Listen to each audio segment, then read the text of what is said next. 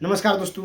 बंगाल चुनाव के बाद टीएमसी का ऐसा हश्र होगा ये किसी ने सोचा भी नहीं था।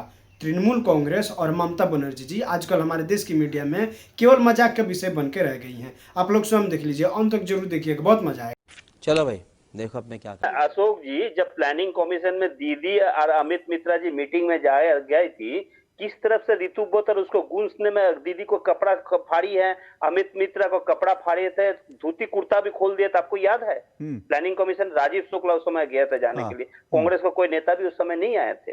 और वही नेता हमने वही बोला, हम कपड़ा फाड़ नहीं पाया किसी को, साड़ी खोल नहीं पाया किसी को, इसके लिए हम नेता नहीं बना, ऋतु बोतर नेता बन गया।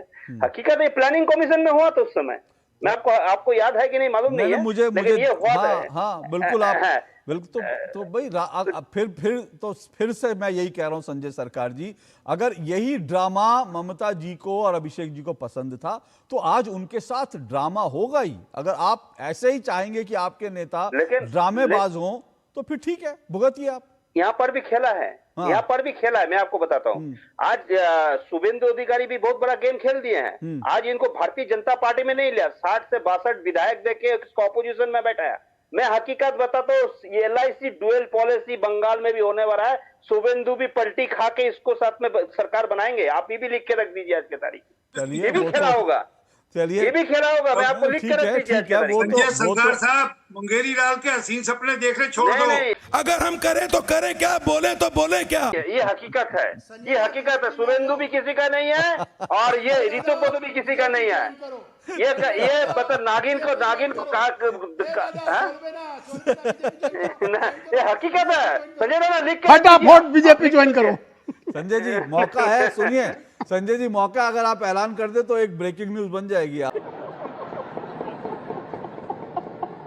हाँ एकदम तड़ातड़ बोलो, कांग्रेस चला जाओ, लेकिन जाओ जल्दी से। मैं एक ब्रेक ले रहा हूं, लेकिन मैं ब्रेक के बाद में संजय जी ये भी आपसे, आपने शुभेंदु का बता रहे हैं, सवाल ये ममता जी के पास अब क्या ऑप्शन है? आप बार बार कह रहे हैं वो लीडर हैं, वो जहां खड़ी हैं वही सिंबल है, वो सब ठीक है, लेकिन दो फैक्टर हमको नहीं भूलने चाहिए। एक, अभी 5 साल तक उनके पास कोई विकल्प नहीं है। 5 साल, ठीक है, उनको विपक्ष में ही रहना है, और उनको विपक्ष में भी ऐसे रहना है जहां उनके अपने संगी साथी उनके साथ नहीं है। और दूसरा, आप कुछ भी कहिए, ममता बनर्जी के साथ एक एज फैक्टर है, आप उसको स्वीकार कीजिए। वो उस तरह की लड़ाकू जुझारू नेता जो हैं, जो सड़क पर लड़ती थी, अब उनके सामने उम्र जो है उनके आड़े आती है, इसको स्वीकार करना पड़ेगा। तो अब उनके पास रास्ता क्या है, विकल्प क्या है? क्या टीएमसी अभिषेक बनर्जी के हाथ में चली जाएगी तो फिर अभिषेक बनर्जी के हाथ में जाएगी तो फिर इसी तरह से होगा, या फिर ममता बनर्जी क्या ये जो सो कॉल्ड बागी हैं उनको जो है मार्गदर्शन देगी? Are you comedy me? तो दीदी फायर ब्रांड लीडर है, इसमें कोई दो राय ना। 1 साल दीदी रास्ता में आ जाएगी ना, पार्टी खराब हो जाएंगे। अच्छा ठीक है, क्यों दीदी रास्ता में आ गई है?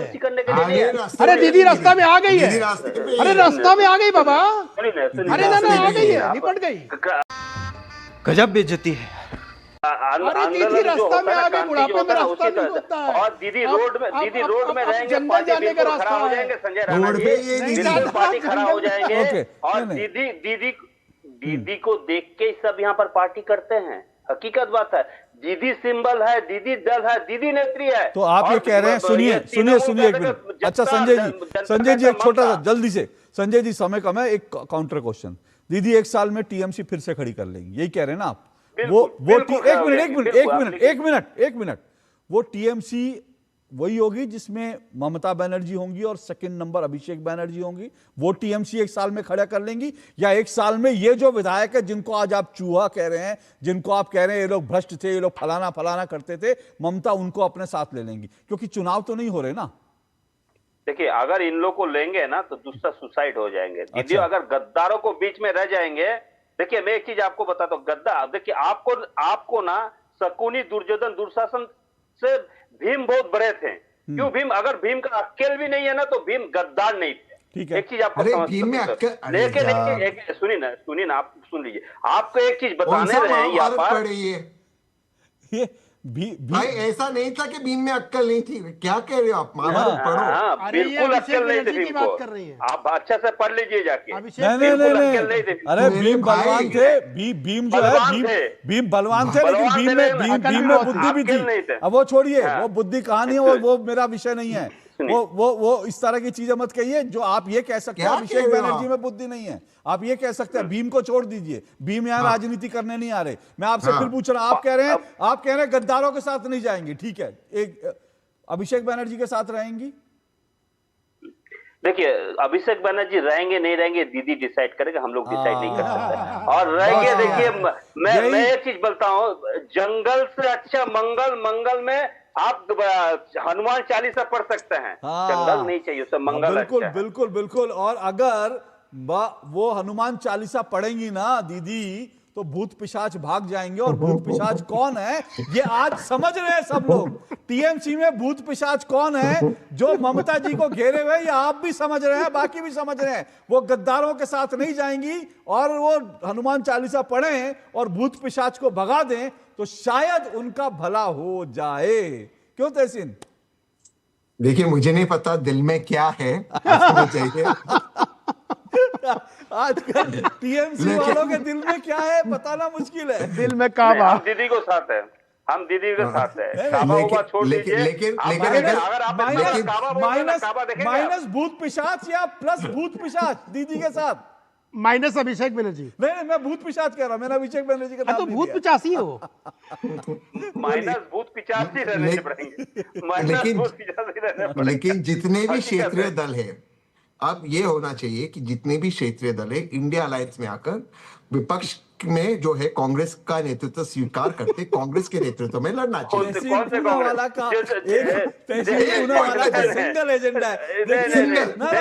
एक मिनट संजय जी, तहसीन पूनावाला का उदित राज का सिंगल एजेंडा है कि ममता बनर्जी अब राहुल जी का नेतृत्व स्वीकार कर लें। उनके पास कोई रास्ता नहीं है। जितना राहुल जी भी नहीं कर रहा था, मैं कांग्रेस को रिवाइव कर रहा हूं। लेकिन मैं तहसीन भाई की बात मानता हूं, उनको नेतृत्व स्वीकार कर लेना चाहिए कि देखिए राहुल जी 99 चुनाव हारने के बाद भी अभी भी डटे हुए, पार्टी भी डटी हुई है, और देखिए टीएमसी खत्म हो गई है। तहसीन भाई आपकी बात में मानता हूं, मैं मानता हूं उनको बिल्कुल राहुल गांधी का नेतृत्व स्वीकार करना चाहिए।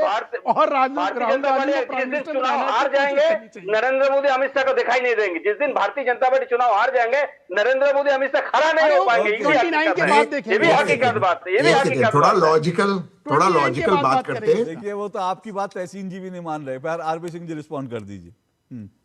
संजय सरकार, हम लोग को दो सीट आई थी, दो।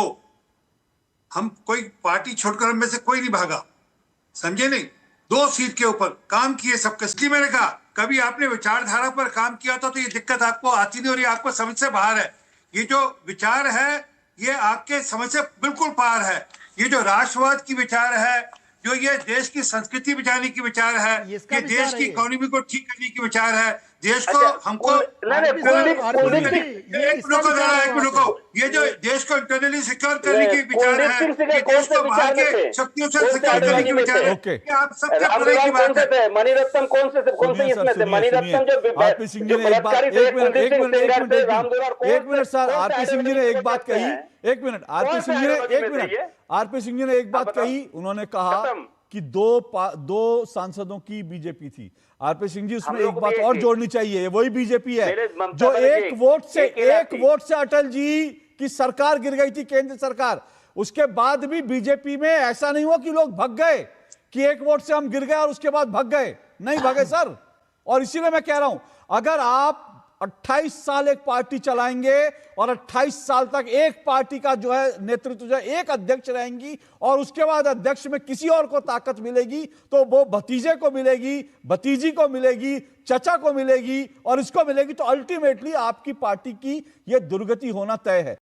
बात तो सही है। पार्टी के वो कार्यकर्ता जिन्होंने टीएमसी को अपने खून पसीने से सींचा, अगर आप उनका सम्मान नहीं करेंगे, तो फिर एक दिन जो है सब आपको छोड़कर भागेंगे। आज ममता बनर्जी उसी रास्ते पर है। लेकिन फिर से कह रहा हूं, ममता बनर्जी, मैं बार बार कहता हूं और यह बात मुझे कहने में कोई गुरेज नहीं है, ममता बनर्जी जमीन से जुड़ी जुझारू नेता रही हैं, लेकिन उनको पता ही नहीं चला उनके पैरों से नीचे जमीन खिसक गई है। और आज उनके ये हश्र हो गया। क्या ममता रियलाइज करेंगी कि उनकी पैरों से जमीन खिसक गई है और दोबारा जमीन खड़ी करने के लिए उनको जो करना है क्या वो कर पाएंगी? उसके लिए उनको पहले भूत पिशाच को दूर करना पड़ेगा। भूत पिशाच निकट नहीं ना आवे, महावीर जब खत्म, bye bye, tata, good bye.